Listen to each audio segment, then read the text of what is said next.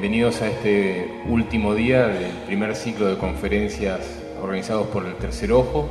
Estamos transmitiendo desde Samadhi, un lugar en pleno centro de la ciudad de Capilla del Monte, en la provincia de Córdoba, en República Argentina. Y toda esta entrevista que vamos a hacer con el señor Daniel Gagliardo, del grupo UXIM, va a ser subida a YouTube, por eso estamos hablándole a las personas que seguramente dentro de unos días también van a estar viendo esta misma entrevista. Bueno, para nosotros es un gran gusto poder recibirlos al grupo vecino de allá de Quebrada de Luna, con quien hemos compartido pocas experiencias de haber estado cerca, pero se lo siente cerca igual, aunque no nos hayamos visto tanto y nos hayamos cruzado algunas veces por la ruta.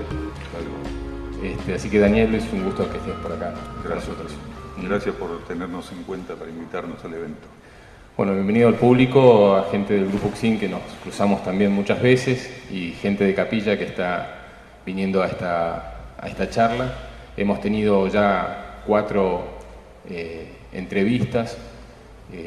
Esta con Daniel es la quinta y más tarde a las 21 horas vamos a hacer el cierre con Daniel Brauer y vamos a hacer una ceremonia con los cuencos de cristal, y ahí ya vamos por terminado este último día y el evento completo de estas jornadas holísticas del tercer ojo. Bueno, para darle una idea de la temática que vamos a abordar con Daniel, vamos a dar una pequeña punta y el ovillo lo vamos a desarmar entre todos. La punta tiene que ver con la cosmosofía, con el proceso planetario, con tratar de entender de dónde venimos y hacia dónde vamos. Vamos a hablar de la ciudad intraterrena de Erx y otras ciudades intraterrenas del planeta, su función, pero también vamos a dejar que esto sea como ustedes también a través de las preguntas lleven esta entrevista. Vamos a hacer una primera hora de charlas personales con Daniel y después de la última media hora Tuno, el sonidista, le va a acercar el micrófono a quien levante la mano y le van a poder hacer una pregunta a Daniel y Daniel la va a poder responder para poder aclarar cualquier tema que quieran preguntarle. Bueno, Daniel, una vez más, nos hemos encontrado hace poquito en la radio, nos hemos puesto un poquito a tono, hacía rato que no nos hacíamos, no nos dábamos el gusto de poder charlar, alguna vez lo hemos hecho en la radio astral, y bueno, como persona más visible del grupo UXIM, pero como la persona que puede dar la voz en algunos casos, y como representante del grupo, vamos a empezar a darle paso a la primera palabra que dice cuando uno llega al cartel del grupo UXIM: el estudio de la cosmosofía, como para poder introducirnos en el tema, y te dejo la palabra para que eso lo esclarezcas y después vamos a dejar que se vayan los temas de a poquito.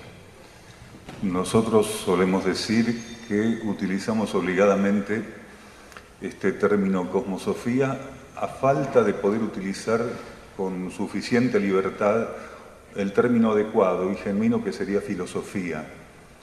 La filosofía, como nosotros la definimos y la conocemos, esta cultura planetaria que componemos, en realidad es un hijo bastardo del compromiso de la conciencia con las fuerzas de la materia. La mayor parte de los llamados filósofos están comprometidos con la materia y no con la verdad subjetiva, con la parte interna de la vida. Entonces, si nosotros dijéramos estudio de la filosofía, no faltaría quien diga, a ver, ¿quién es el filósofo en este lugar? Y esta es otra de las contradicciones que tiene esta cultura que componemos, que un filósofo se recibe de filósofo. Mientras que, en términos internos, un filósofo es o no es filósofo porque su trayectoria evolutiva y el desenvolvimiento de su conciencia se lo permite. Es un tránsito relativo a una realidad subjetiva con la que está comprometido. Entonces, hace muchos años, hablando con un miembro del grupo, ¿sí?, sintonizamos ambos casi simultáneamente que el término tendría que ser cosmosofía. filosofía cósmica, verdad cósmica, ¿sí? Entonces, esto fue lo que nos llevó a usar esa palabra. Y pedimos disculpas por ponerle este rótulo, algo que no tiene rótulo, ni siquiera tendría que tener el rótulo de filosofía, porque ¿cómo rotular la verdad? Entonces, cuando uno llega a Sierra del Cielo, encuentra un cartel que dice Estudio y difusión de la cosmosofía, y es una licencia filosófica que nos tomamos para sentar una diferencia respecto a tanto bastardeo en la búsqueda de la verdad por parte de los miembros de esta civilización. Ustedes como grupo trabajan mucho desde el silencio, desde el trabajo interno, tienen un contacto asiduo entre ustedes y, bueno, a diferencia de cualquier grupo que trabaja en una ciudad, lo hacen en un campo que se llama Sierras del Cielo y bueno, tienen un trabajo interno diario muy fuerte y eso los hace estar en contactos y recibir una información que a los que estamos viviendo a veces un poco más asiduamente en las ciudades, nos empieza a hacer ruido toda la cantidad de información que nos está llegando, desde un cartel, desde un elemento de comunicación, y eso nos distrae. ¿Cómo hacen ustedes para que esa información circule entre ustedes? O sea, no sos la única persona que recibe información en ese grupo y seguramente mucha de la información que van recibiendo los demás se va interrelacionando. ¿Hay charlas internas dentro de Sierra del Cielo? La pregunta tiene un montón de aristas. Hay charlas, hay estudios que nosotros desenvolvemos que son abiertos, pueden participar personas los días miércoles y los días sábados. También eventualmente podemos desenvolver otras actividades que son a puertas cerradas y que de hecho es así. Pero lo más importante sería aclarar que no hay quien no tenga la capacidad de recibir instrucción, de recibir información, de contactarse y de canalizar aspectos internos y subjetivos a través de lo que su conciencia le puede ofrecer. La clave o el secreto sería que los seres tuvieran como principal foco de atención, como meta única, ¿sí?, el cumplimiento, el contacto, la vivencia de las leyes espirituales. Si un ser tiene prioritariamente como meta única y universal ese cumplimiento, el conocimiento de la vida interna, ¿sí?, adherir profundamente a lo que está en su interior, a la esencia que está en su interior, la esencia siempre es contestataria. Ninguno de nosotros dejaría de ser tocado por la esencia que está en su interior si, primordialmente y por sobre encima de todo, aquella meta de contactar y de unirse a esa esencia fuera su meta primordial y única. Quiere decir, nosotros tenemos que tener una meta universal. Si no tenemos la capacidad de tener una meta universal, entonces nadie recibiría nada, dentro y fuera de Sierra del Cielo. Quienes estamos en Sierra del Cielo tenemos una facilidad tal vez, que es la posibilidad de vivir de un modo homogéneo y totalmente en concordancia entre nosotros determinados patrones de vida y de conducta. Pero esto no nos facilita la situación de ir al encuentro de nuestra esencia. Simplemente nos permite tener un lineamiento sobre el cual trabajar. Dentro y fuera de un centro espiritual o de un centro de servicio planetario hay interferencias y también posibilidades de contacto interno. La vida, en su absoluta sabiduría, coloca a los seres en el marco adecuado a su evolución y aquel momento, aquel tránsito evolutivo, aquel transcurso que están haciendo. La vida no coloca a los seres a contrapié, no coloca a los seres que están listos para estar dentro de un centro, fuera, ni los que tienen que estar fuera, dentro. Aunque a veces hay intercambios, ¿sí?, que guardan una cierta periodicidad que es propio de lo que necesita la conciencia. En definitiva, nosotros no creemos tener ningún tipo de exclusividad. Sí creemos que tenemos una gran oportunidad y trabajamos profundamente para que esa oportunidad no se desperdicie en pos del beneficio planetario y no de nuestro grupo. Entonces, lo que hacemos dentro de Sierra del Cielo es tratar de simplificar nuestra vida, tratar de retirar continuamente lo que es superfluo en la medida que estemos listos para verlo y asumirlo con suficiente estabilidad. A veces queremos sacar de nuestra vida lo que no estamos listos para retirar y la vida misma se encarga de decirnos, mire, todavía por ahí no vaya. Entonces, el trabajo que hacemos en Sierra del Cielo, de interiorización, de búsqueda de silencio, de alineación, de sintonía, es un trabajo que se puede hacer en cualquier lado. Para hacerlo dentro de un centro, el ser tiene que haber trabajado en otras encarnaciones suficientemente determinado tipo de desapego y de renuncia. Quien a lo largo de ciertas secuencias encarnatorias no trabajó con ciertos aspectos de renuncia y desapego, no puede formar parte de un grupo que trabaja internamente en el marco de un centro con ciertas características, pautas o normativas, pero sí puede hacer lo que le correspondiera afuera. Quiere decir, las posibilidades de hacer un trabajo profundo e interno están dadas en toda la faz de la vida planetaria. Entonces, en ese sentido, cuando las personas vienen a Sierra del Cielo a ver cuál es el secreto, le decimos que el secreto hay que descubrirlo dentro y fuera de Sierra del Cielo. En Sierra del Cielo hay posibilidades más despejadas en un sentido, pero si fuera tan fácil, centros como el nuestro estarían repletos de gente. Quiere decir, hay que tener mucho coraje y mucha entrega para estar de un modo muy simple, despojado y desnudo ante ciertos aspectos de la realidad y enfrentarlos todos los días sin tener dónde esconderse. ¿Se entiende eso? Viendo esta temática de personas que han estado muchos años viviendo en Sierra del Cielo, conviviendo en Sierra del Cielo, también hay personas que llevan pocos años, pero hay muchas personas que están llegando y hacen su experiencia de días, quizás de meses, y bueno, hay muchas diferentes experiencias contadas por parte de esas personas, muchas de ellas las conozco y las aprecio mucho, y creo que cada persona que pasa por Puerta del Cielo no puede hablar de la misma forma, porque la interrelación que tuvo con el resto de las personas internas, que hace mucho tiempo que están, y su propia experiencia como en su proceso de evolución, no puede dar que todos hablen de la misma forma. Pero sí que he escuchado comentarios de la dificultad que se les presentó en mantener ciertas cosas como horarios, para levantarse, para meditar, para comer, para hacer tarea y luego retirarse temprano a su dormitorio. Esa experiencia seguramente le ha provocado un cambio a más de unas personas.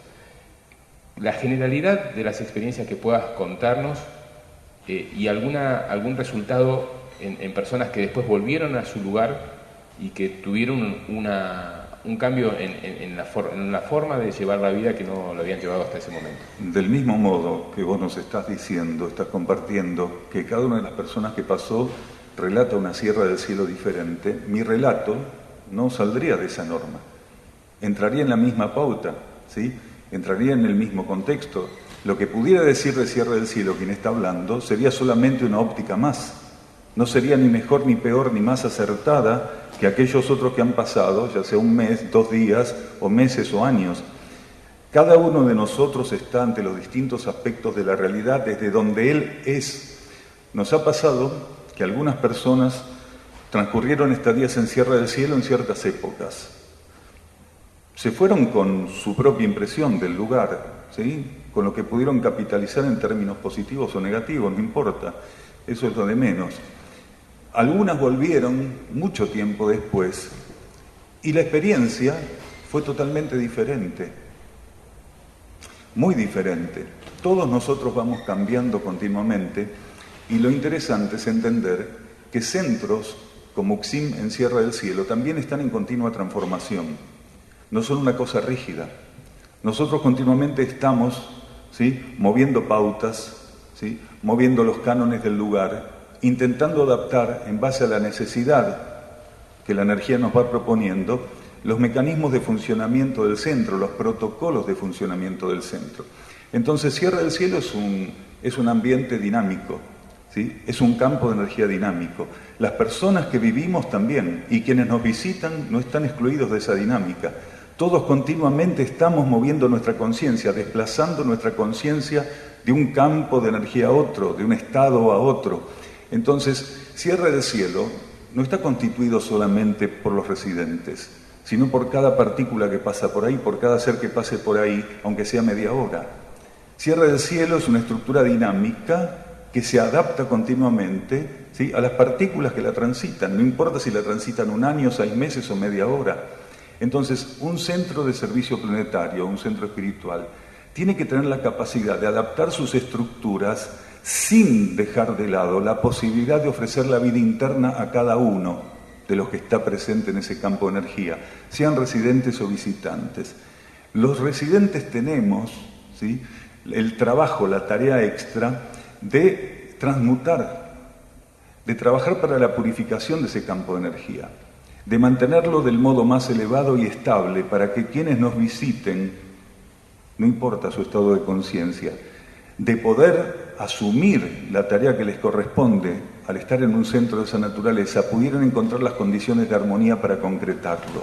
Entonces, la tarea de los residentes de un centro espiritual es preservar las condiciones del centro, para que quienes estuvieran, ¿sí?, aptos para una determinada experiencia interna no pudieran ser interferidos.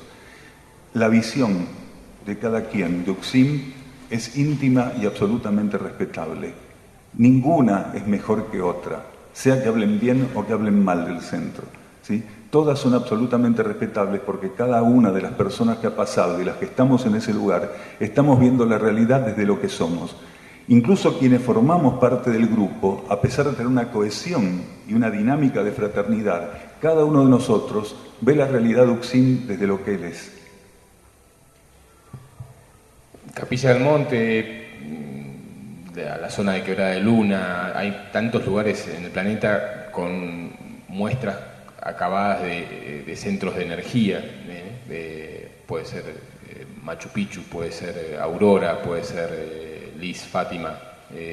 Hay tantos centros energéticos en el planeta que donde la energía se mueve de una forma diferente y donde cuando uno llega parecería que siente algo en especial. Quizás en ese momento no se da cuenta, pero hubo una semilla que esa persona se llevó en el bolsillo cuando volvió a una ciudad. Esa semilla la puede dejar ahí un tiempo, pero un día le cae una gota de agua y florece y nace algo y empieza a cambiar, a transformar. Por ahí ni se dio cuenta de que fue esa semilla que se llevó en el bolsillo, nunca la tuvo en cuenta. Si Sierra del Cielo, si el grupo Uxim estuviera en otro lugar, ¿sería lo mismo? ¿Cómo sería o cómo sentiría el grupo si esto hubiese ocurrido en San Luis, en San Juan? ¿Por qué se eligió Sierra del Cielo? ¿Por qué se eligió Erx? Y ahí vamos a un tema. En realidad, a nosotros nos eligió Sierra del Cielo. Sierra del Cielo es un nombre que le pusimos las personas que, formando parte de la civilización de la superficie planetaria, estamos presentes ahí. Pero en realidad Sierra del Cielo es simplemente parte de un vórtice mucho más amplio. El planeta está conformado por distintos campos de energía, por distintos vórtices de energía, campanas de energía, ¿sí? En esta área del planeta, de la cual Córdoba es una especie de epicentro, el norte de Córdoba es una especie de epicentro, existe un gran núcleo de energía que es un centro planetario. Un centro planetario es un gran campo de energía sostenido por la vida logoica a través de la red solar. Quiere decir, la vida logoica determina que en cada sistema solar y en cada planeta que compone esa vida sistémica, determinados vórtices energéticos, ¿sí?, núcleos de energía estén activos durante ciclos o etapas. Aquí, como decíamos, Córdoba está dentro de un gran vórtice de energía, un inmenso vórtice de energía que es el segundo centro planetario más potente activo en la actual transición que comenzó en 1988. Ese centro planetario, ese gran vórtice, sirve de asiento para expresiones logoicas y jerárquicas muy particulares. Erx, la civilización de Erx, el estado de conciencia de Erx, puede estar activo y operar precisamente porque la plataforma de ese centro de energía se lo permite. Hay personas que creen que Erx mismo es el centro de energía.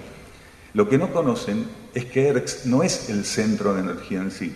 Erx está sentado y se expresa porque hay un gran vórtice, un centro planetario que lo alimenta. Entonces, donde hay un gran centro planetario, pueden expresarse civilizaciones intraterrenas, como en este caso ERX, a través de este centro, en esta posición planetaria, sistémica. Pero también está asignado en ciertas etapas que algunos conjuntos de individuos, algunos grupos, hagan el mismo ensayo, soportados y alimentados por ese gran centro planetario, pero en el patrón vibratorio, en el rango, nivel, dimensión que les corresponda. Entonces, algunas personas de la superficie planetaria estamos haciendo experiencias grupales evolutivas sustentadas por el mismo plafón vibratorio que a su vez sirve de asentamiento a ERX. Entonces, nuestro grupo simplemente está haciendo una experiencia vibratoria, energética, de servicio, alimentado por ese mismo plafón energético donde ERX está asentado. Entonces, ERX cumple una función que es sistémica, quiere decir solar, cumple una función que es planetaria, cumple una función que es extrasistémica y cumple funciones también galácticas e intergalácticas. Estos centros planetarios son grandes núcleos de conciencia que son utilizados por la vida logoica para la distribución, ¿sí?, y la activación de ciertos patrones de energía que tienen que ver con los ciclos de manifestación y evolución de los planetas, los sistemas solares, ¿sí?, y todo aquello que es relativo a los procesos de necesidad según los ciclos que estén activos. Entonces, grupos como el nuestro simplemente lo que hacen es responder a una propuesta evolutiva que está prevista arquetípicamente desde el mismo patrón planetario, por la jerarquía planetaria y por la jerarquía solar. Podríamos hacer un trabajo malo, regular, bueno, muy bueno. Hay instancias donde un grupo logra sintonizar mejor el arquetipo con el que tiene que trabajar y el proceso se torna más estable. Hay momentos donde los ciclos y las etapas que los componen comprometen al grupo a cierto tipo de pruebas y está en el grupo tener la flexibilidad y la movilidad para adaptarse. En realidad, cualquier elemento que forme parte de la red de distribución y de servicio de energía, planetarios o solares, tienen que tener una capacidad de actualización muy, pero muy dinámica. Grupos como el nuestro son continuamente puestos a prueba en ese sentido. Hay una pregunta que me hizo siempre que tiene que ver con cómo nos imaginamos una ciudad intraterrena, ¿no? ¿Cómo podemos verla en nuestra mente tridimensional y cómo la podemos representar físicamente, etéricamente o como sea? Si puede ser una forma de iceberg energético que apenas emerge sobre la Tierra, o si directamente es algo etérico que está ayudando al proceso en el lugar. ¿Cómo lo ven ustedes a la presencia de estas ciudades intraterrenas en el planeta? El término ciudad es un término que realmente bastardea lo que ERX es. Porque ERX no es una ciudad. Lo que pasa es que la conciencia humana de superficie tiene grandes limitaciones y no puede imaginar un conjunto de conciencias operando de modo estable en un campo de energía sin definirlo como una ciudad. Eso es una limitación propia de nuestro proceso evolutivo. Es más, si ERX fuera una ciudad como nosotros entendemos ciudad, sería absolutamente inoperante, porque las ciudades, como nosotros entendemos el concepto ciudad, son una interferencia y son absolutamente polutivas para la vida planetaria. Polutivas en términos materiales, astrales, emocionales y mentales. Quiere decir, el contexto psicofísico de una ciudad es absolutamente contrario al principio evolutivo necesitado en este planeta. Nosotros cada vez que fundamos una ciudad, lo que hicimos fue interferir la circulación de la energía y alterar el arquetipo hacia el cual la vida planetaria tenía que encaminarse. ERX es un campo de energía, un gran campo de energía. No tiene casas, no tiene calles. Los seres de ERX no tienen cuerpos como nosotros entendemos lo que es la corporificación. ERX está polarizada, ¿sí?, como energía, como estado de conciencia está polarizado en los dos subniveles más elevados del físico cósmico. El nivel físico cósmico se descompone en divino, monádico, espiritual, intuitivo, mental, astral y etérico físico. ERX está polarizado, quiere decir, como realidad planetaria energética está polarizado en el nivel divino y monádico. Por debajo de ese nivel, ERX puede proyectarse, puede manifestarse solo bajo ley de necesidad, cuando esos campos que están por debajo del nivel monádico lo necesitan. Entonces, un ser intraterreno puede tomar cualquier formato que sea necesario, bajo ley de necesidad de correspondencia, ¿sí? Cualquier formato que sea necesario. La civilización de Erx, cuando lo amerita la necesidad, puede hacer proyecciones de su campo de energía, como muchos seres a lo largo de las últimas 3 décadas han tenido experiencias de proyección en Quebrada de la Luna de las llamadas luces de Erx. Todo eso son herramientas que Erx puede activar, pero no son su patrón estable y arquetípico. El patrón de Erx está, como le estamos insistiendo en señalar, polarizado en nivel divino y monádico del campo físico cósmico, del planeta y de la humanidad. Por eso, los seres de Erx no trabajan ni siquiera de modo directo con el alma de los individuos, sino con la mónada, con el espíritu. El alma está polarizada, como mucho en el nivel intuitivo. En los seres que conforman el patrón, podríamos decir, común de la humanidad, el alma está polarizada en el mental superior, ¿sí? En los seres que están despiertos espiritualmente, el alma se polariza gradualmente en el nivel intuitivo y esos seres empiezan a funcionar intuitivamente. Los seres de Erx ni siquiera contactan directamente la conciencia en el nivel intuitivo, sino que operan contactando a los individuos y haciendo un trabajo, ¿sí?, de interacción con su campo monádico, con su mónada. Quiere decir, están estimulando a la humanidad que vibratoriamente pueda sintonizar la realidad de Erx en el campo originario de polarización de esa civilización. En otras etapas de la humanidad, la jerarquía descendía, incluso se manifestaba en el campo etérico-físico concreto. Actualmente, Erx lo que busca es que los seres dejen de fantasear con una Erx material, ¿sí?, con una Erx con ciudades de oro, ¿sí?, con calles de oro, de lapislázuli, ¿sí?, brillantes, como nosotros pensamos que es un palacio de Oriente, ¿sí?, con esa cosa tan infantil, con esa cosa tan limitada, y empecemos a entender a Erx como un estado vibratorio.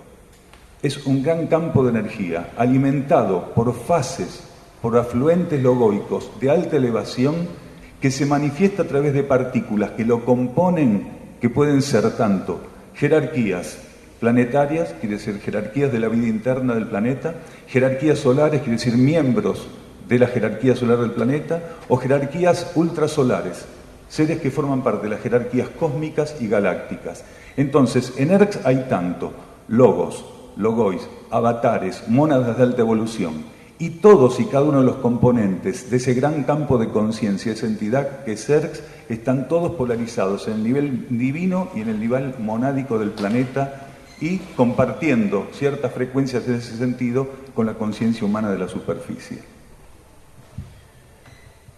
En alguna de las conferencias que has dado hablabas de que la humanidad, que es el ser de la superficie, vive una vida superficial como la que estamos viviendo nosotros y que tenemos necesidades tridimensionales, que el alma, en un punto cuando evoluciona, el proceso de evolución lo lleva a entrar en un nivel intraterreno, y que luego, en el mayor proceso de evolución, empieza a un nivel extraterrestre o cósmico. Todo eso funciona en un mismo ciclo, van pasando por diferentes etapas, como las estamos pasando nosotros con este mismo cuerpo y la vamos a pasar en la próxima vida, pero se interrelacionan y eso genera un movimiento de energía, que lo vemos en lugares como este, los que de alguna manera en algún momento hemos visto alguna energía. ¿Cómo es ese proceso de contacto? ¿Cómo lo ven ustedes al proceso de contacto de las energías extraterrestres, intraterrenas y de superficie, que es la que estamos viendo nosotros? El arquetipo de los planetas y de los sistemas solares, a partir de cierta etapa, cuenta con un grado de cohesión y un grado de trabajo en fraternidad de todos los reinos que lo componen. En el contexto del reino humano, generalmente los campos de energía de los sistemas solares y de los planetas que tienen condiciones como las nuestras, nos encontramos con seres que habitan la superficie, con seres que habitan los distintos niveles internos del planeta, con seres intraterrenos de alta evolución y también con la presencia de jerarquías de alta evolución que son los que comúnmente se conocen como extraterrestres, que en muchos casos en realidad son intraterrenos en sus propios sistemas solares. Que esto es algo que comúnmente no se tiene en cuenta. Los seres DERCS operan, ¿sí?, en cooperación cósmica, también fuera del planeta, no solo con la humanidad de superficie. Operan también en otros planetas de este sistema solar y en otros planetas de esta galaxia y de otras galaxias en distintos planos, niveles y dimensiones. En aquellos planos, niveles y dimensiones que son extrasistémicos, son tenidos en cuenta como extraplanetarios, siendo que en su propio medio de origen son intraterrenos. Quiere decir, la definición intraterreno-extraterrestre tiene un punto de fusión. Entonces, un ser es intraterreno cuando todavía tiene un grado de relacionamiento obligado en términos evolutivos con un planeta puntualmente dentro de un sistema solar.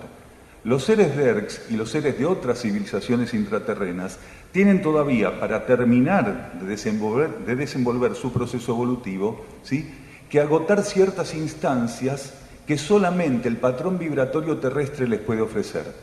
Un ser forma parte de un planeta porque transitoriamente no puede sintonizar otra energía. Un ser no podría estar ahora en la Tierra y decir, bueno, de media hora me voy a Marte, después me voy a Sirio, después me voy a las Pléyades, porque las energías donde un ser está polarizado, están hablando de las necesidades evolutivas de ese ser y del conjunto de mónadas, de espíritus del que forma parte. Las tandas monádicas de los seres que forman parte de la entidad que conocemos como ERCS no podrían estar polarizados de modo permanente en otros sistemas solares o en otros planetas porque solo la energía de nuestro planeta, en el marco de nuestro sistema solar, le ofrecen las garantías evolutivas que ellos necesitan para terminar su proceso. Entonces, los seres intraterrenos, cuando agotan su proceso, quedan liberados y en vez de estar polarizados y comprometidos con la energía de un planeta y un sistema solar, ¿sí?, quedan ligados a espectros galácticos más amplios, generalmente intersistémicos, en conjuntos de sistemas solares. Nosotros, que somos humanidad de superficie, y que no solo, como decía Fabián muy bien, somos superficiales, sino que habitamos la humanidad de la superficie del planeta, en algún momento tenemos dos vías evolutivas para transcurrir. Agotado el proceso kármico en la superficie, la experiencia que amerita ese proceso, podemos pasar a formar parte de las humanidades, de alguna de las humanidades intraterrenas de este planeta, o, según nuestra trayectoria evolutiva anterior a este pasaje en la Tierra, ser dirigidos a un plano más avanzado de conciencia, fuera de este planeta, dentro de este mismo sistema solar o fuera del sistema solar mismo. Eso tiene que ver con toda la trayectoria evolutiva que carga el ser a sus espaldas. Entonces, todos los seres que hoy son de superficie van a pasar en algún momento por las civilizaciones intraterrenas. Todos los seres intraterrenos van a pasar en algún momento para civilizaciones extraplanetarias o extrasistémicas. Continuamente la conciencia está haciendo este transcurso, continuamente está haciendo esta peregrinación. Todos nosotros somos peregrinos cósmicos que vamos agotando las etapas, las distintas etapas en ese peregrinar.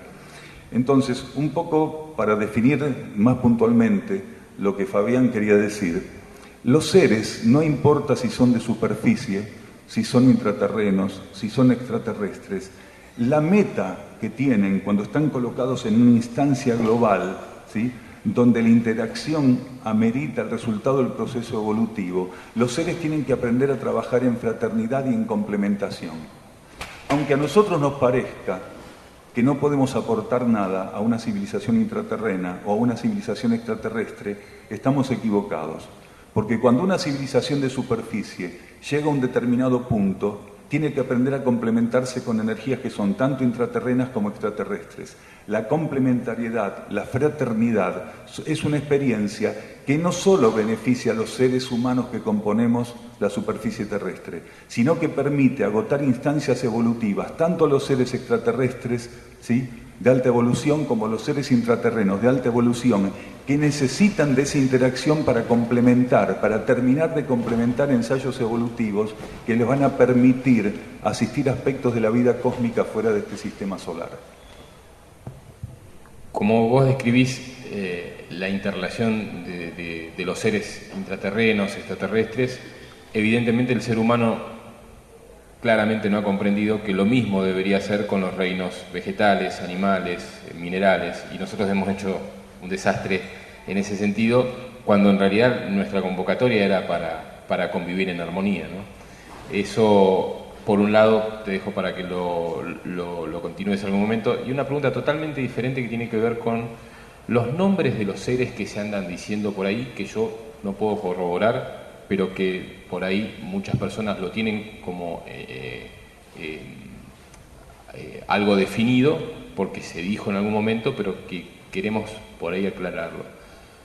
Una vez estábamos en la puerta de la tranquera del campo, cerca de donde están ustedes, a 4 kilómetros, y vimos bajar atrás de la montaña una luz blanca entre celeste y algo de plateado, en forma muy lenta y un tamaño bastante importante, intermedio entre una estrella y la luna. Fue algo que nos sorprendió, que nos quedamos ahí mirando con mi mujer, y 2 o 3 días después, alguien que estaba trabajando con nosotros, pero que también estaba viviendo parcialmente en Uxim, nos comentó que probablemente haya sido Taikuma, Sikuma, nombres que andan dando vuelta y que uno los repite y que no sé de dónde vienen y de dónde viene esa información. Ustedes, cuando hablan de algo como eso, ¿tienen referencias? ¿Hay información que les va bajando? ¿Hay seres que se conectan con ustedes? Esto de decir probablemente fue tal cosa es medio peligroso. Por lo menos mi conciencia no funciona de ese modo. Esto de probablemente, o quién sabe, ¿sí?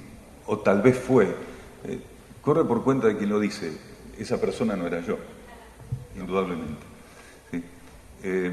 Lo importante, más que estar rotulando con nombres, que en realidad son patrones vibratorios muy puntuales, lo importante es ver si el ser, al momento de tener una experiencia que se le ofrece como trascendental, él realmente se trasciende. Más que estar intentando colocarle nombres a la realidad interna o a los aspectos subjetivos de la vida, el ser tiene que aprender a sintonizar esos aspectos subjetivos y contactar la esencia que está presente en ellos.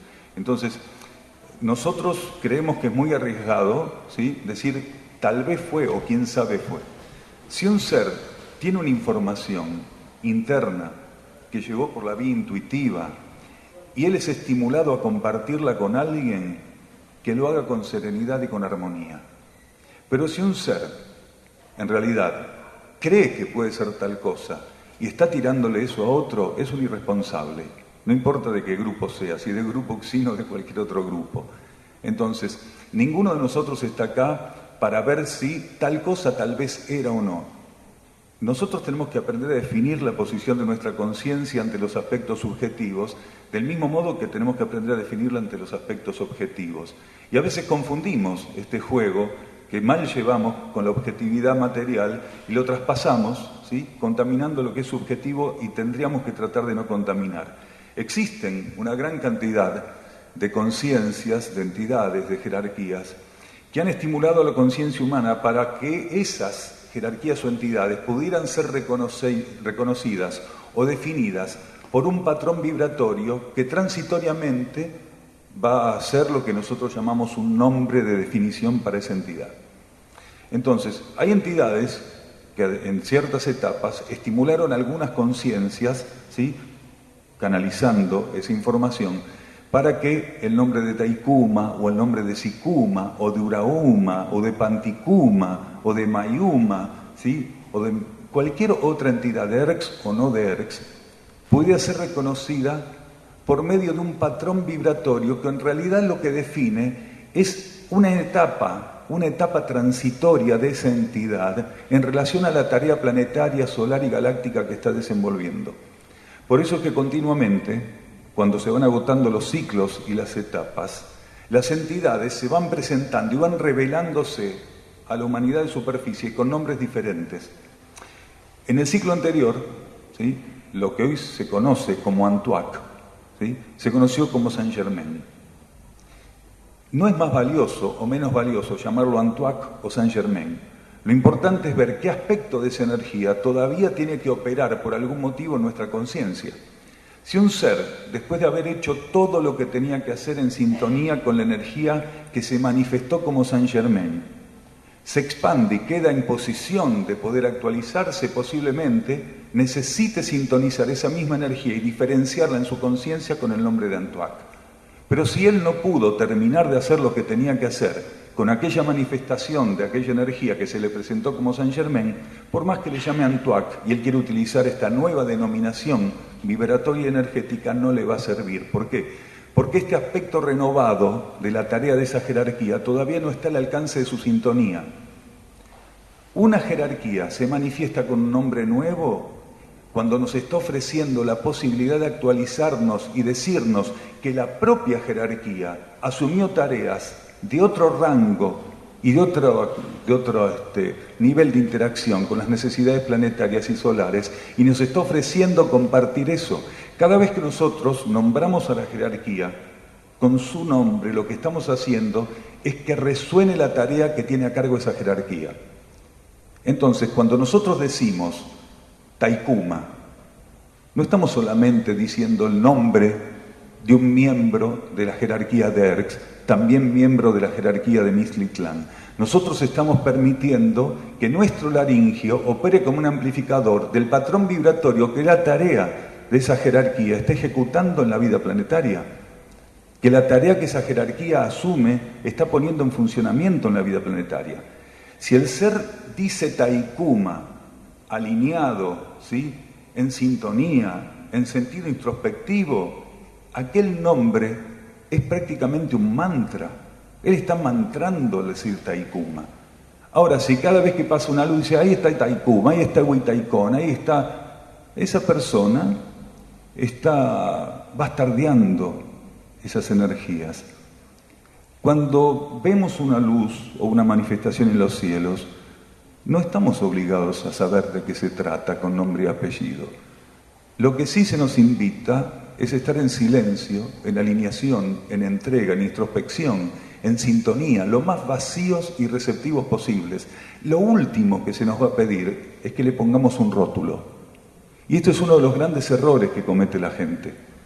Cuando alguna manifestación cósmica se nos está ofreciendo, se nos está también ofreciendo paralelamente romper estos atavismos que tenemos de ponerle nombre y apellido continuamente a las cosas. Son aspectos subjetivos de la realidad los que se están presentando en esos momentos. Entonces, nuestra mente básica nos engaña muchas veces y por ahí tenemos pensamientos y sentimos que esos pensamientos vienen de otro lado y hablamos de palabras y escuchamos por todos lados que se canaliza, que se reciben mensajes, que se le da mensajes a una persona, que tengo un mensaje para vos, me dijeron que te diga tal cosa. Yo he escuchado tantas cosas y no sabría definir cuáles de esas expresiones son las que corresponden y las que no. Evidentemente estamos en un proceso de cambio y vamos a empezar a recibir información. Todos se entiende en algún momento. En algún momento vamos a elevar la conciencia hasta el punto de que no hace falta que alguien me diga las cosas que me tienen que decir porque yo me pude elevar.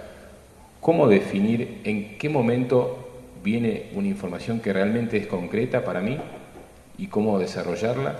¿Cómo saber en qué momento llegan? Si llegan en sueños, si llegan cuando recién me levanto, si me están llegando en cualquier lugar de una ciudad o en una montaña. La mente nos engaña todavía, un poco bastante, y estamos queriendo zafar de ese pensamiento tan concreto que la mente nos presenta. ¿Cómo va a ir desarrollándose el contacto espiritual o el desarrollo del contacto monádico o álmico? Lo primero que tenemos que tener en cuenta es que el contacto con los aspectos subjetivos de la energía y de la realidad no están condicionados por lugar ninguno, sino por actitudes. Entonces, un ser lo que tiene que hacer es cultivar una actitud. A partir de ahí todo, no importa dónde esté, no importa realmente dónde esté. Las condiciones externas no son capaces de condicionar nada cuando la conciencia está en sintonía y entregada a la vida interior. Entonces, partiendo de la base que no hay un lugar donde uno puede estar condicionado sino por su actitud, todo lo demás que vamos a decir. Principalmente tenemos que entender que el gran problema de recibir realmente información interna está dado en la ambición. Si un ser, haciendo un trabajo genuino, que es uno de los trabajos más difíciles de autoobservación y de autoconocimiento, tiene la humildad y el coraje de reconocerse con ambición espiritual, sepa que todo lo que está recibiendo proviene del plano astral, seguramente. ¿Sí? Donde hay ambición, no hay contacto con la jerarquía. Donde hay ambición, el ser está limitado a las fuerzas de la materia, en este caso a las fuerzas psíquicas. La gran mayoría, no todos, porque realmente no todos, pero la gran mayoría de los seres que dicen canalizar, recibir mensajes y compartirlos, en realidad no lo saben y son médiums. Y simplemente están tomando información del plano astral. La capa psíquica realmente se torna contestataria de los ambiciosos espirituales y los que tienen expectativas. Realmente un ser no puede ser un contactado ni recibir información interna cuando hay ambición espiritual y expectativas, o cuando él quiere que los demás lo reconozcan como un contactado o como un ser espiritual. Un ser que realmente está al servicio del espíritu se olvida de sí mismo, no está pendiente de que lo miren de un modo en particular, que lo admiren, que lo reconozcan. No tiene ningún tipo de ambición en ese sentido. No se ocupa de eso, ¿se entiende?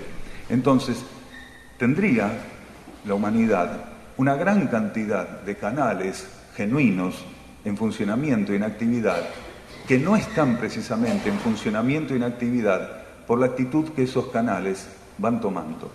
Hay seres que encarnan con la planificación interior de servir como canales, ¿sí?, como puentes para las informaciones. Hay una gran cantidad de contactados que gradualmente cada vez están más comprometidos con las fuerzas psíquicas, o porque están intentando lucrar con las informaciones, o porque tienen ambición espiritual, expectativas, o porque buscan seguidores. Un contactado no tiene que buscar seguidores, porque un contactado no tiene esa tarea. Un canal no tiene por qué tener expectativas, porque las expectativas anulan las informaciones interiores. No puede tener ambición, porque cuando uno ambiciona, no está en sintonía con lo que la vida quiere colocarle. El ego puede ambicionar algo, la personalidad puede ambicionar algo, que realmente la vida interna considera que en absoluto es para él. Entonces, donde hay ambición espiritual, el ser se está poniendo, precisamente, en una posición que es totalmente contradictoria. Él está considerando que tiene que llegar a un grado, en términos vibratorios, energéticos, que posiblemente no le correspondan en esa etapa. El ser tiene que trabajar humildemente en el conocimiento de la energía en su propia conciencia, pero no en la manipulación de la energía. Entregarse a las leyes de la energía presentes en su interior, pero no intentar de ningún modo proyectarlas o manipularlas. Cuando un ser tiene ambición, no puede evitar caer en la manipulación de energías. ¿Por qué? Porque él necesita activar mecanismos que correspondan al grado de ambición que está poniendo en funcionamiento. Entonces, en este momento, podemos hacer un chiste que se nos acaba de ocurrir, ¿sí? Uxim es extraordinario, es el único lugar donde no canalizamos a la Virgen. ¿Se entiende? Es extraordinario, es el único lugar que queda donde no tenemos alquilada a la Virgen para algún día de la semana. Esto no es de ningún modo bastardear la energía de la Madre Cósmica Universal, del tercer rayo de la matriz cósmica. Por el contrario, es respetarla profundamente. Pero en este planeta prácticamente no hay un solo lugar que se tilde de espiritual que no tenga alquilado alguna de las jerarquías para hacer canalizaciones. Entonces, ¿qué está pasando? Las fuerzas psíquicas, las fuerzas astrales, las fuerzas involutivas que tienen el campo psíquico como principal plataforma, se están haciendo una fiesta con una cantidad de grupos e individuos que tienen una ambición espiritual enorme.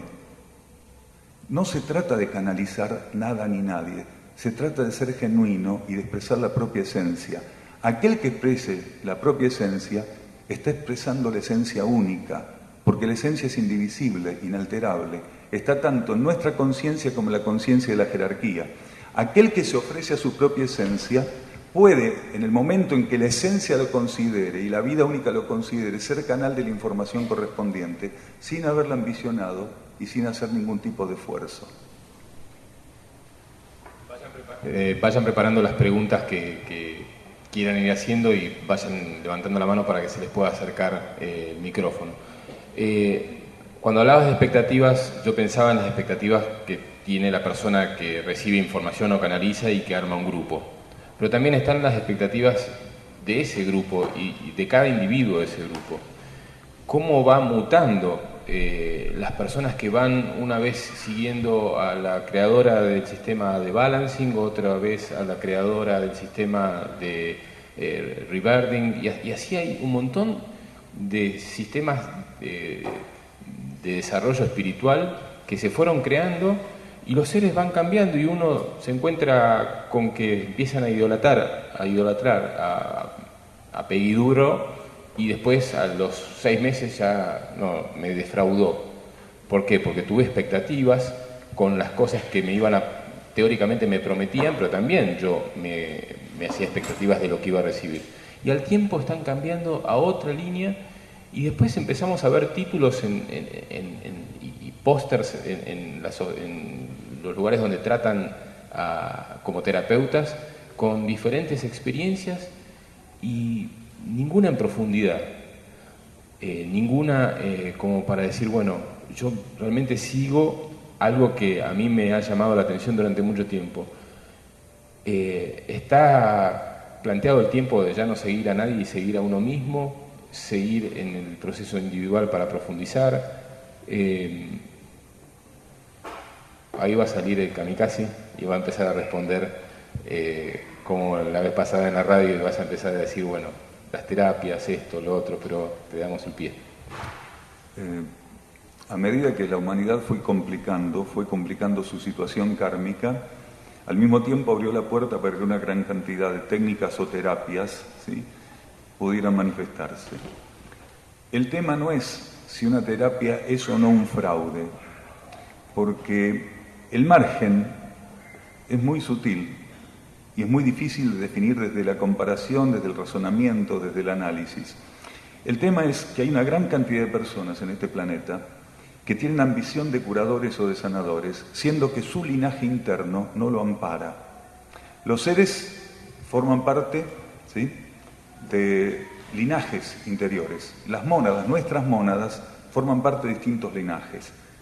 Los curadores son uno de esos linajes monádicos, ¿sí?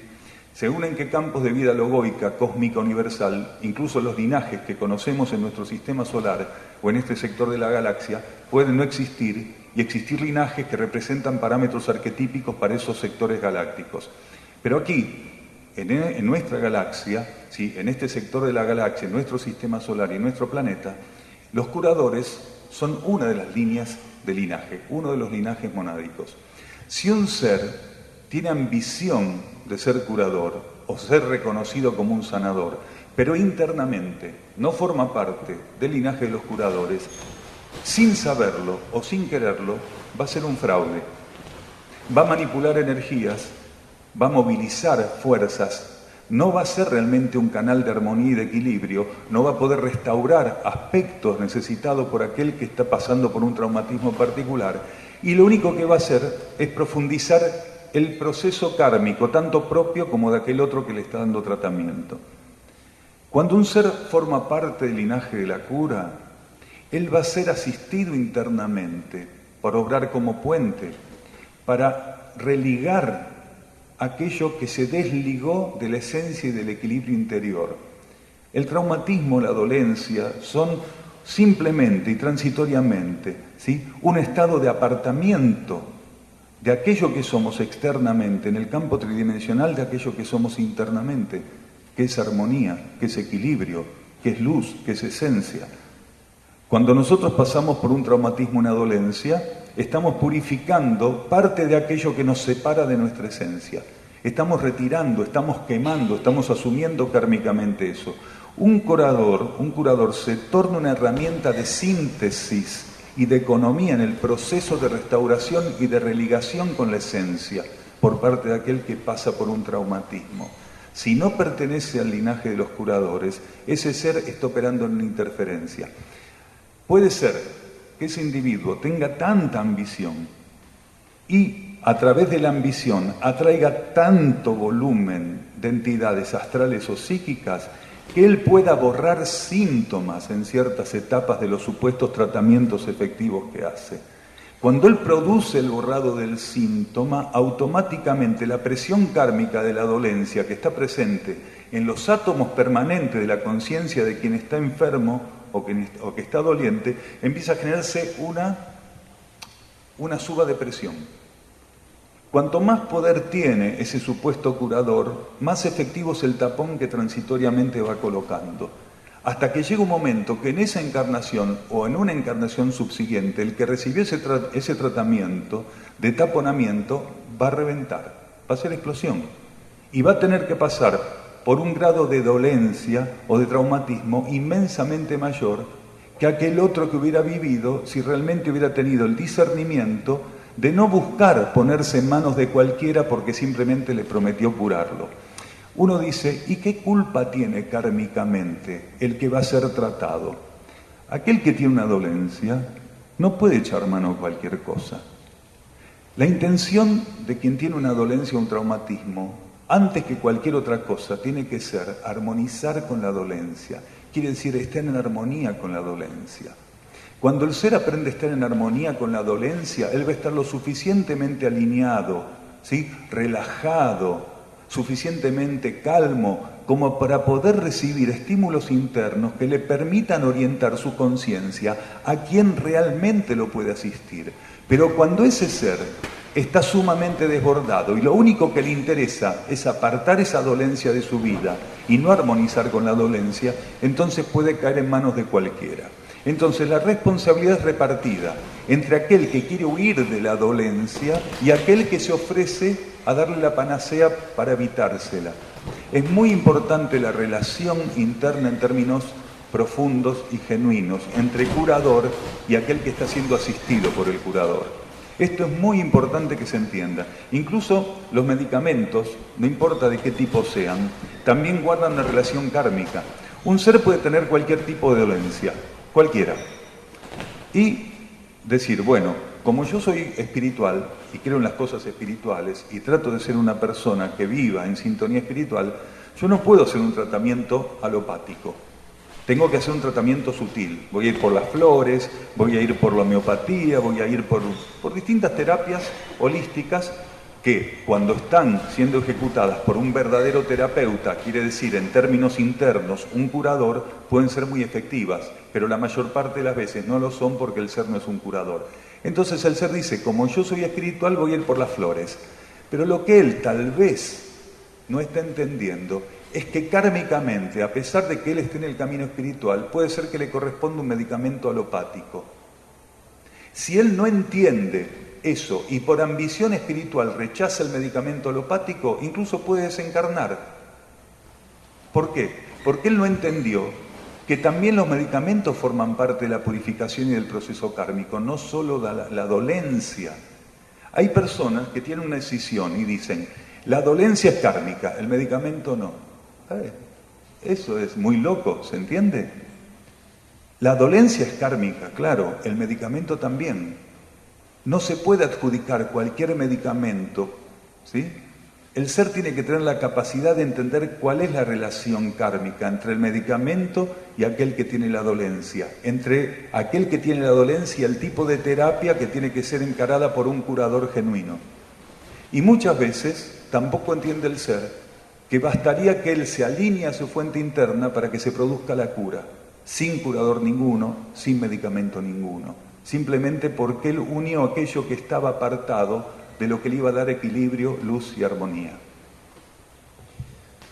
Hablaste de linaje, evidentemente el linaje más presente en Capilla del Monte es el linaje de los curadores o sanadores, ¿no? El más hablado. El más hablado o el más presente, bueno, por lo menos el más presente en la palabra. ¿Qué otros linajes podemos encontrar? Porque yo, cuando alguien se hace tan específico todo lo que es el desarrollo profesional de las personas. O sea, uno es ingeniero pero solamente construye puentes, uno es arquitecto pero solamente hago casas de adobe, el otro es... Entonces yo digo, hay linajes que uno lo siente adentro. Yo siento que soy un comunicador. No sé si eso será un linaje, pero me imagino que habrá personas que tienen... No lo es, pero si querés lo podemos poner. Lo patentamos como linaje. Pero me imagino que estará el constructor, el que tiene la tarea de construir para lograr que haya espacios para que sean habitados. Pero ¿cuáles son los linajes que se reconocen? Espejos contemplativos, sacerdotes, sabios y profetas, curadores, ¿sí? Guerreros, gobernantes, esos son los linajes. Esos son los 7 linajes que están activos y presentes monádicamente en el sistema solar, en este sector de la galaxia, ¿sí? Y aquí en la Tierra. En algunas etapas, las tandas de mónadas, donde ciertos linajes están más presentes, están activas de modo en particular o más prioritariamente encarnadas, actuando más directamente sobre la materia. En estos momentos, ¿sí? El trabajo sobre la cura, el trabajo de séptimo rayo, el trabajo de segundo rayo, ¿sí? El trabajo de orden, de ordenamiento de la materia, es muy necesario. Entonces, la necesidad de verdaderos curadores operando y manifestándose existe. Es realmente una necesidad, es prioritario que entren en acción, en actividad los verdaderos curadores.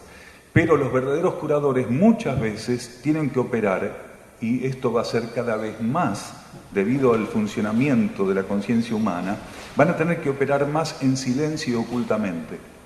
Mientras que los pseudocuradores cada vez se publicitan más y buscan tener más pacientes, los verdaderos curadores buscan el silencio, ¿sí? Buscan estar en introspección y liberar la energía de cura, ¿sí? De modo impersonal y neutro para quien la necesite.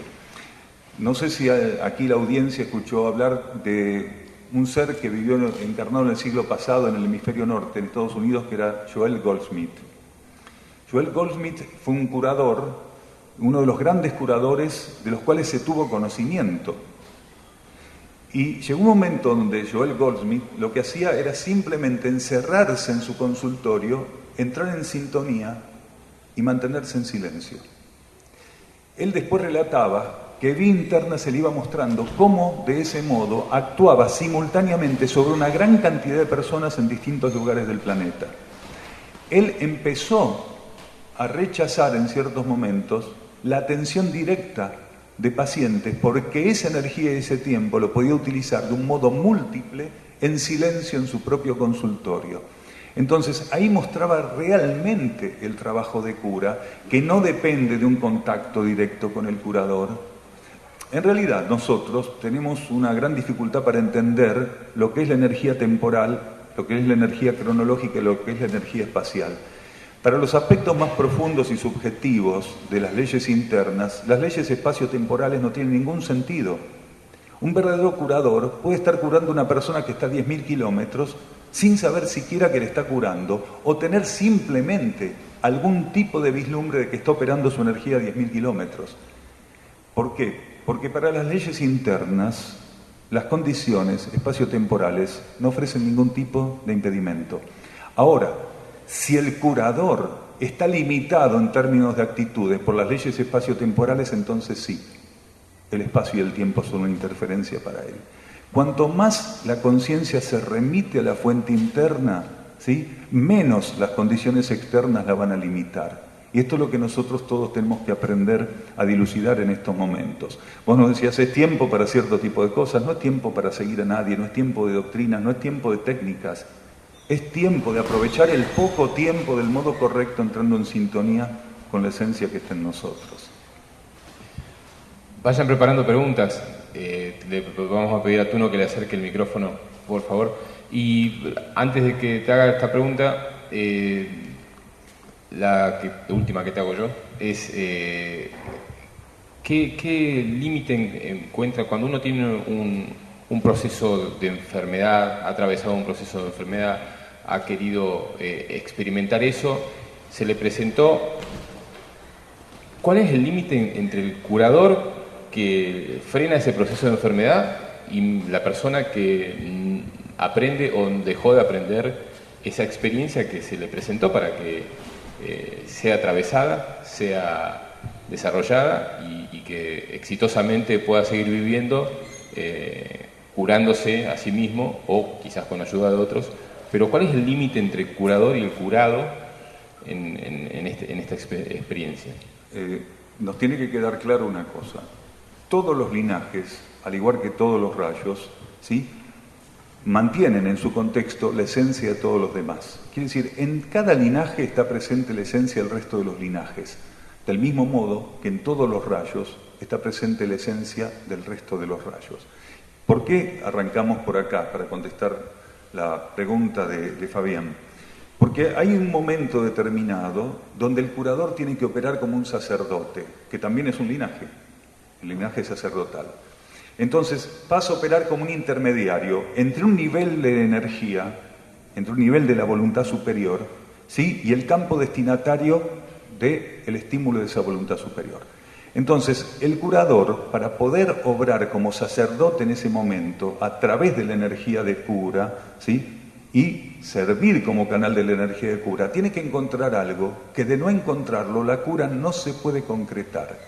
El curador tiene la capacidad de oficiar como sacerdote cuando aquel individuo destinatario tiene intención de transformarse. El curador no puede curar a aquel que no tiene intención de transformación. Entonces, es en aquel que tiene intención de transformación donde él opera como un sacerdote en ese momento, como un canal entre la voluntad superior que va a operar a través de la conciencia del curador sobre aquel que se tornó receptivo de esa energía porque busca transformarse. Si un ser no tiene fe e intención de transformación, ningún curador puede hacer nada por él. Nosotros aquí hace 2000 años y un poco más, tuvimos encarnado una de las conciencias más elevadas que tocó la materia terrestre, que fue el instructor Jesús. Si el instructor Jesús no pudo transformar una humanidad que terminó crucificándolo, ¿sí?, imaginemos que nada de Jesús para abajo podría hacer milagros en quien no se abre a los milagros, quiere decir, a las leyes internas. Un proceso de cura interior es un milagro. ¿Qué es un milagro? Es la acción de leyes ocultas, de leyes que la conciencia material, racional, analítica, comparativa no puede registrar, pero de hecho opera. Entonces, el curador es un hacedor de milagros, pero para que el milagro se concrete tiene que haber un receptor, y ese receptor tiene que tener fe e intención de transformación. Si un ser no se puede transformar, no puede ser curado, porque la enfermedad va a estar ahí hasta que él defina ante la vida única y ante las leyes internas que él quiere dejar de ser aquello que es. Bien, ¿puede ser tu pregunta fuerte y claro? ¿Podés describir más o menos los linajes que mencionaste? Los linajes. ¿Nuevamente repetirlos? Describirlos brevemente, aunque sea. Bien, mira, contemplativos son los seres que tienen la capacidad, ¿sí?, de ir hacia su propio centro de conciencia con una capacidad de observación de lo que la energía interna, y la esencia interna le ofrecen. El contemplativo tiene la capacidad de ir hacia adentro, ¿sí?, estar en observación, quiere decir receptivo de aquella realidad interior, y después aquello que percibió, aquello que quedó instalado en su conciencia, cuando es estimulado, lo coloca y lo libera en el exterior. El contemplativo está ante la realidad interna y luego la proyecta según las necesidades que esa realidad le va mostrando, ¿sí? Después tenemos los guerreros, por ejemplo, que son seres que tienen la capacidad de vencer en sí mismos las fuerzas involutivas, y al vencerlas en sí mismo estimulan al resto de las partículas con las que comparten un campo de vida a la misma acción de refracción, de custodia. El guerrero vence en sí mismo las fuerzas disuasivas y estimula ese universo para que pueda hacer lo mismo. Entonces el guerrero no combate con otros, salvo en las instancias básicas de su evolución, ¿sí? En ciertas instancias el guerrero combate y pierde. Sigue evolucionando, combate y a veces pierde y a veces gana. Sigue evolucionando, combate y gana. Sigue evolucionando. Trasciende el combate, no combate más y vence la fuerza de la oscuridad en sí mismo. Ese es el proceso que hace el linaje de los guerreros, ¿sí? Ese realmente es el proceso de los guerreros. Después tenemos los seres espejo, que son seres que tienen la capacidad de formar parte de una red cósmica de transmisión de estímulos, de arquetipos, de parámetros. Entonces, un ser puede ser del linaje de los espejos del mismo modo que un sistema solar es un espejo, que un planeta es un espejo, que una galaxia es un espejo, o un centro intraterreno como ERX es un espejo que a su vez está compuesto por distintos espejos. Un ser espejo es un ser capaz de adaptar un estímulo, de formar parte de esta red de transmisión cósmica de arquetipos, de estímulos y de parámetros, de tomarlo, de registrarlo, de sintonizarlo, de adaptarlo y proyectarlo hacia el campo que está esperando por él. Después nos encontramos con los curadores, precisamente, que son estos seres que asisten esos momentos donde aquellos que tienen que transformarse, que pueden liberarse a través de la fe y la transformación, encuentran en el curador una herramienta sacerdotal para que opere esa cohesión, ¿sí? Esa religación entre aquello que estaba separado y la fuente interna que lo sostiene. Después nos encontramos con los gobernantes, que son esos seres que, cuando están en su proceso de madurez más elevado, son capaces de asumir tareas evolutivas para conducir grupos, naciones o incluso, ¿sí?, etnias a nivel planetario, en ciertos campos. Por ejemplo, hay planetas donde no hay naciones, hay planetas donde está unificado el proceso de manifestación de la conciencia. Existen gobernantes, seres de la jerarquía de los gobernantes que conducen esos planetas, ¿sí?, hacia su meta evolutiva, a sus arquetipos directos, seres que conducen en ciertas etapas gradualmente los campos de energía al encuentro de aquello que tiene que consumarse. ¿Qué otros linajes estamos hablando? A ver, bueno, los sacerdotes son aquellos seres que operan como intermediarios, ¿sí? Realmente operan como intermediarios. La energía necesita de sacerdotes para que ciertos voltajes, flujos puedan ir de un campo hacia el otro, generalmente de un campo superior a otro inferior. El sacerdote opera como puente. Al igual que el espejo, ¿sí?, el sacerdote adapta parte de las energías para que puedan, adaptadas, ¿sí?, operar en el campo inferior que va a ser receptivo de esas energías. ¿Qué otro linaje nos queda? Sabios y profetas.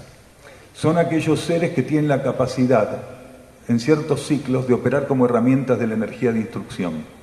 Seres que en sistemas solares como el nuestro, en planetas como el nuestro, suelen ser de segundo rayo también. No es excluyente, pero son seres a veces de segundo rayo. Quiere decir, seres que son regidos por amor, sabiduría, por segundo rayo, por energía crística.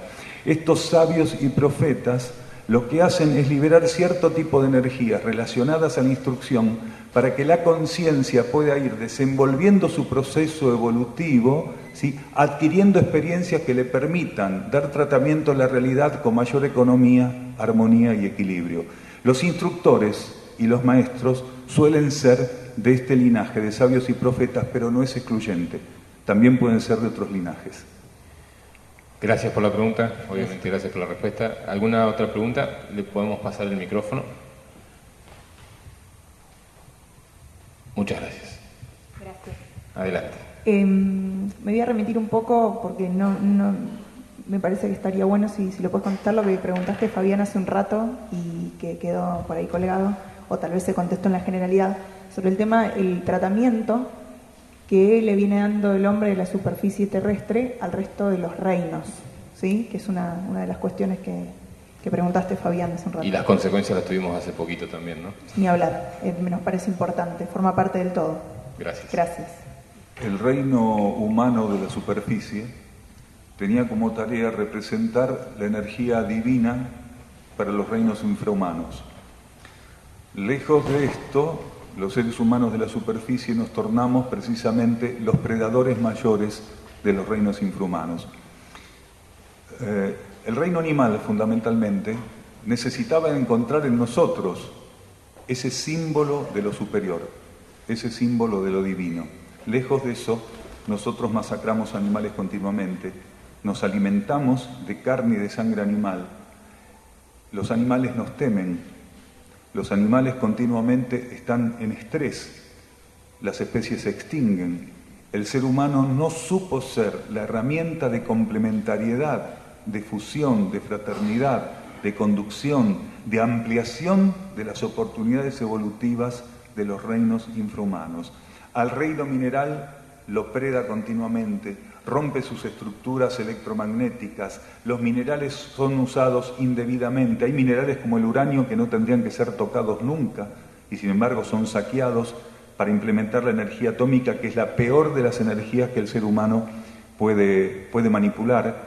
El uranio, que es un gran aliado de la vida planetaria, es tocado y retirado de las masas de las vetas minerales, cuando en realidad es un gran aliado, como decíamos. Tiene la función de regular flujos de energía cósmica que excesivamente impactan sobre el planeta, que son acumulados en los materiales radiactivos y luego liberados gradualmente y transmutados a lo largo de cientos de miles de años o de millones de años. Quiere decir, tiene una función benéfica para el planeta, los materiales radiactivos. Sin embargo, la humanidad los saca de la veta mineral, ¿sí? Rompe esa relación tan importante de guardianes, de custodios, de acumuladores, de transmutadores, y los torna precisamente predadores involuntarios. Con el reino vegetal estamos haciendo lo mismo, y sobre todo le robamos al reino vegetal la posibilidad de evolucionar a través de la alimentación vegana, a través de la alimentación vegetariana. Gran cantidad de mónadas vegetales, de mónadas que trabajan en el reino vegetal, están grandemente interferidas porque el arquetipo de la alimentación humana, que tendría que ser absolutamente vegano, vegetariano, no se pudo desenvolver sino en una mínima parte. Para que ciertos vegetales, a partir de determinada etapa evolutiva, puedan evolucionar, necesitan ser ingeridos por seres con un patrón de conciencia lo suficientemente estable y elevado. Cuando un individuo consciente de su vida interna, donado a su vida interna, se alimenta de un vegetal, le está ofreciendo una iniciación al vegetal, lo está haciendo incursionar en un campo vibratorio que para el vegetal es una preparación para las etapas que él va a vivir en el reino animal y en el reino humano a posteriori.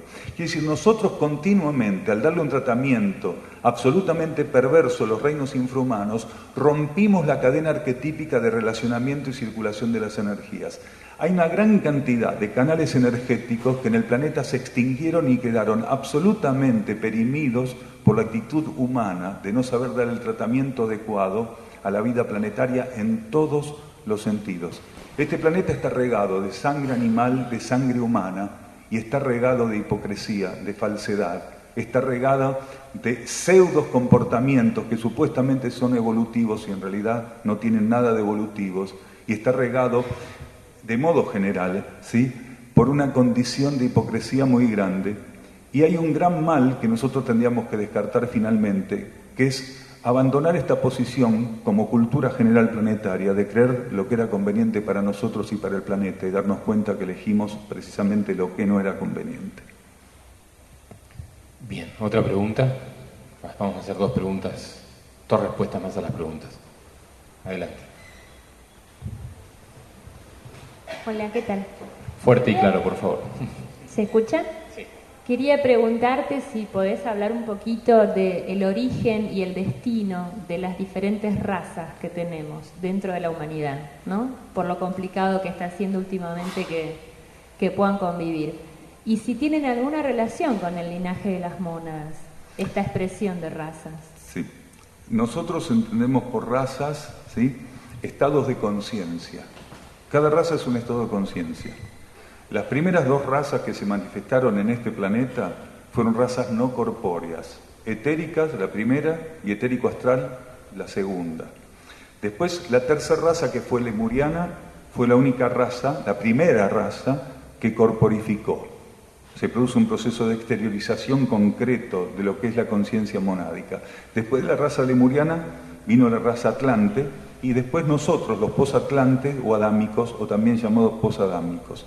Entonces, cada una de las razas permitió que un aspecto de la conciencia humana, insertado en las experiencias kármicas de la tridimensión, pudiera desenvolverse. Las primeras razas lo que permitieron fue la preparación para la exteriorización. Eran razas que estaban en un estado de, podríamos llamar, de inocencia, ¿sí?, en un estado de pureza relativo.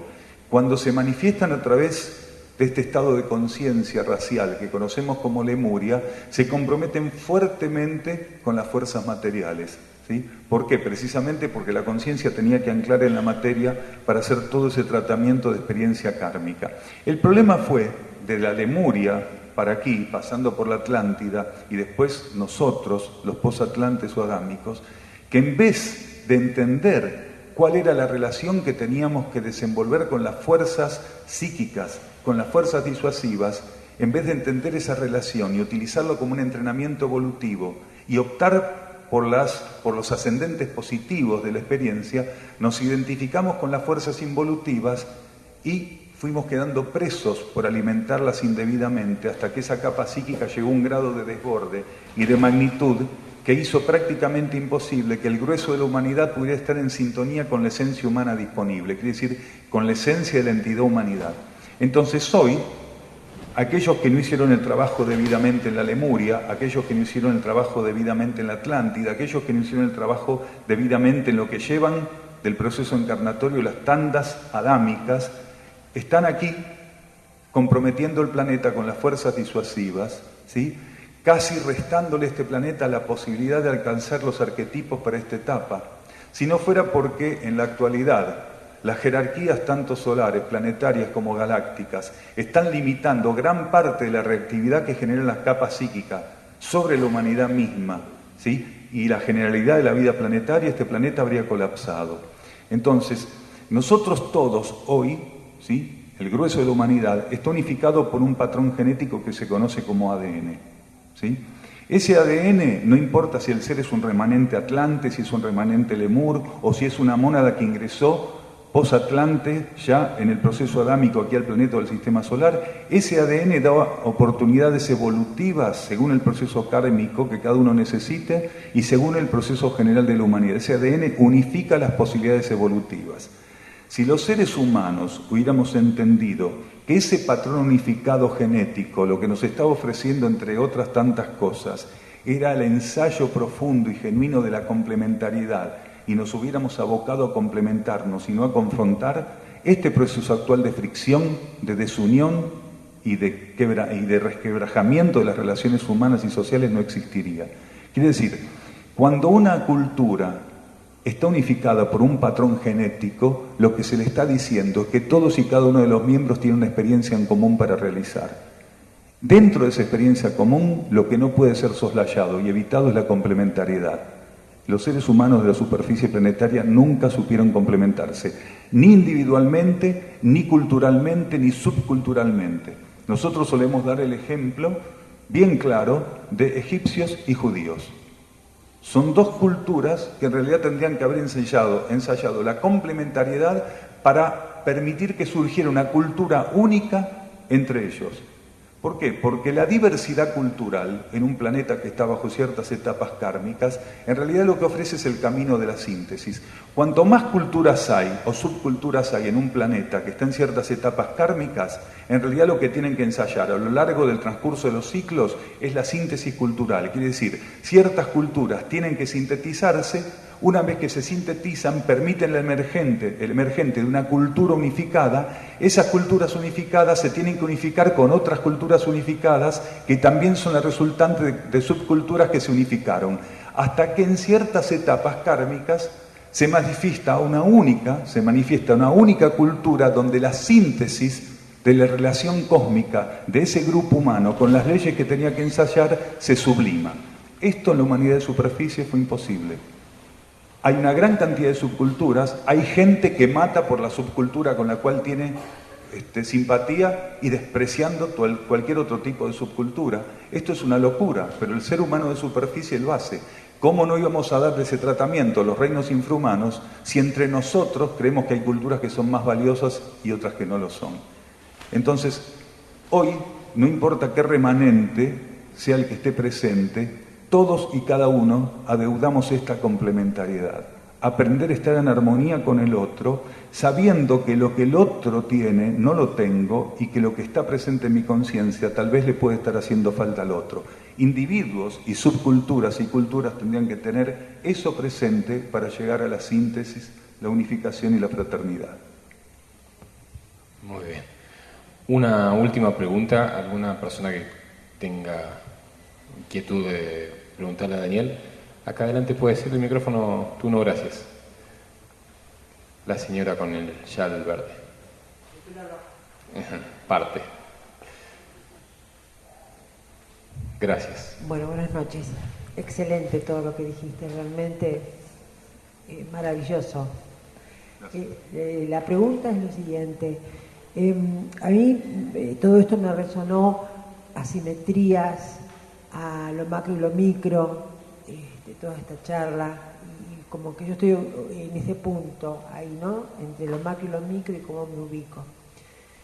Me interesaría saber cómo desde lo humano uno se da cuenta a qué linaje pertenece. O sea, porque vos nombraste todos los linajes y yo como persona me sentí identificada en todos. Digo, volviendo a lo macro, a lo micro, la pregunta es ¿cómo se da cuenta uno? Gracias. No, gracias por la pregunta. Recordarán que nosotros dijimos que en cada linaje está la esencia de todos los demás. Sí. Bien. No es extraño que una persona, a medida que va reconociendo las energías de los linajes, encuentre empatías posiblemente en todos, porque la esencia de todos los linajes está en nosotros. Los linajes son una etapa transitoria del proceso evolutivo, no son inamovibles, son transitorios. Lo único inamovible es la esencia que está presente en nuestra mónada, la esencia que está presente en nuestro núcleo superior de conciencia, ¿sí? Transitoriamente nuestra mónada puede ensayar con distintas energías. En ciertos ámbitos cósmicos, solares, planetarios, puede ensayar con estas energías que coinciden con estos linajes que describimos. Ahora, para reconocer el linaje, el ser primero no tiene que tener expectativas. Porque cuando tiene expectativas no puede evitar disparar mucho la ilusión, la fantasía. A veces las personas tienen fantasías respecto a algo que creen que tienen que alcanzar, cuando para su alma eso ni siquiera está al mediano o al largo plazo disponible. Pero la persona tiene una expectativa en particular. Entonces, lo que un ser tendría que priorizar es buscar, fuera de cualquier definición, ¿sí?, el contacto con su esencia, conocerse internamente.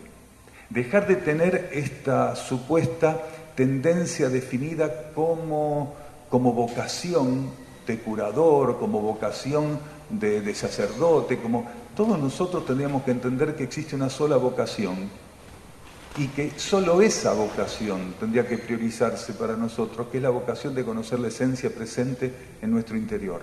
Si un ser tiene esa vocación por sobre encima de todas las vocaciones, hay gente que dice, yo tengo vocación de arquitecto, tengo vocación de agricultor, tengo vocación de pintor, de cantante, de músico. En realidad todas esas cosas son absolutamente transitorias, kármicas y estacionales, por decirlo así, ¿sí? Caducan enseguida.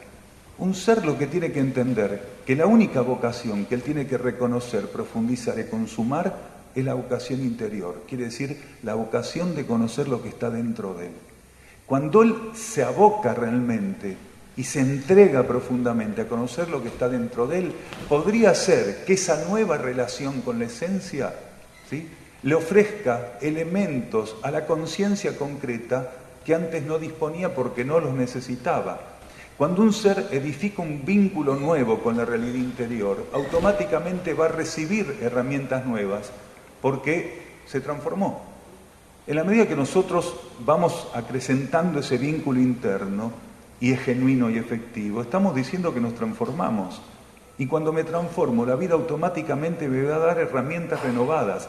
Podría ser que entre esas herramientas la vida me revele de qué linaje o a qué linaje pertenezco, o cuál es el rayo que rige mi conciencia. Pero podría ser que no, y va a estar todo bien, porque mi trabajo no es tener expectativas respecto a lo que la vida me va a dar, sino decir en definitiva, Padre, hágase tu voluntad y no la mía. Y agregamos...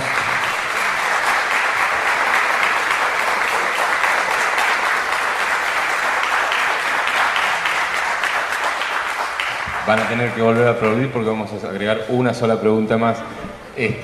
Y lo que agrego, perdón que quiera comentar algo, pero me parece que lo más importante es que cuando uno descubre el linaje, lo ponga en el servicio de la energía, no al servicio de uno, ¿no? Porque de alguna forma eso es lo que nos estamos dando cuenta que estamos haciendo.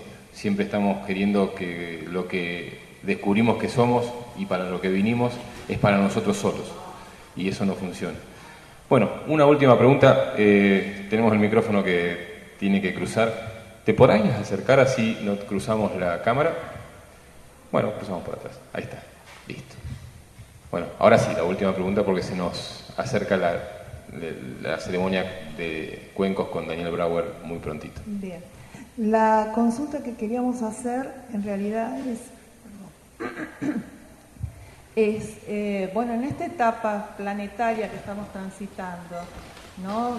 Dentro de un final de ciclo, ¿cuál sería el trabajo de la conciencia puntualmente? ¿Qué es lo que la jerarquía está ofreciendo para que cada conciencia pueda trabajar y que este planeta y esta humanidad tenga una salida evolutiva? Lo que fundamentalmente está ofreciendo la energía Gracias. es que nosotros nos dispongamos a simplificar la existencia, a retirar lo que es superfluo de nuestra vida, lo que nos sirve.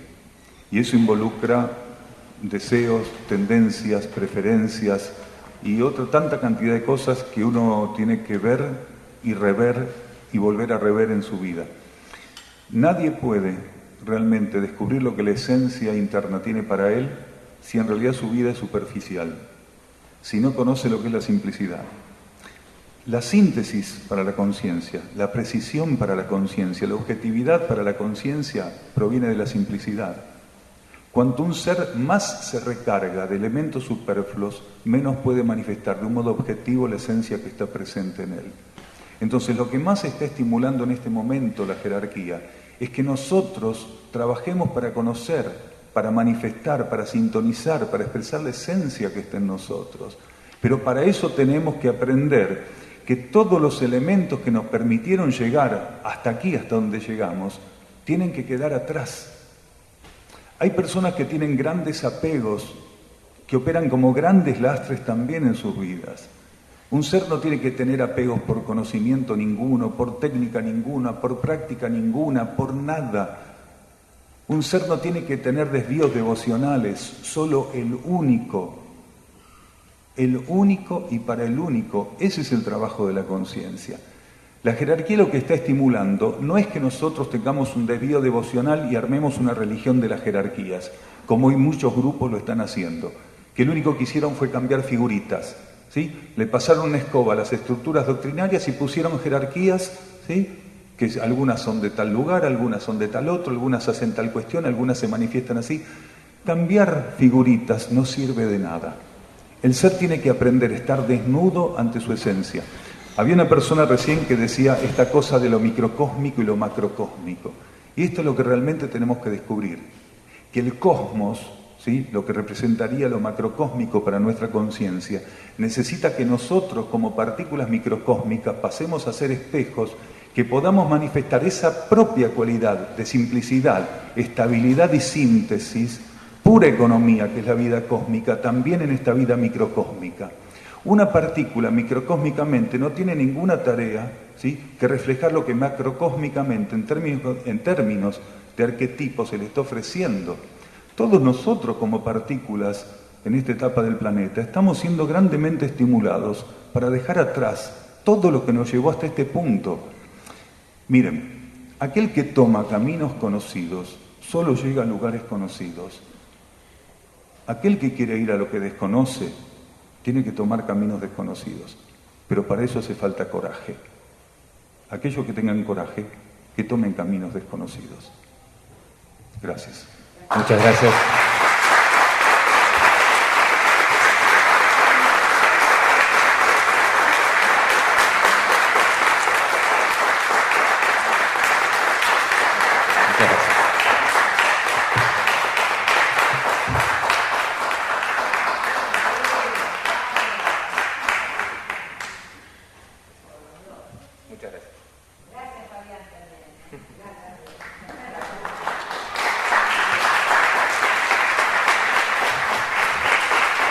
Sin preguntador no hay contestador. Así que el 50% de todos los aplausos son para él.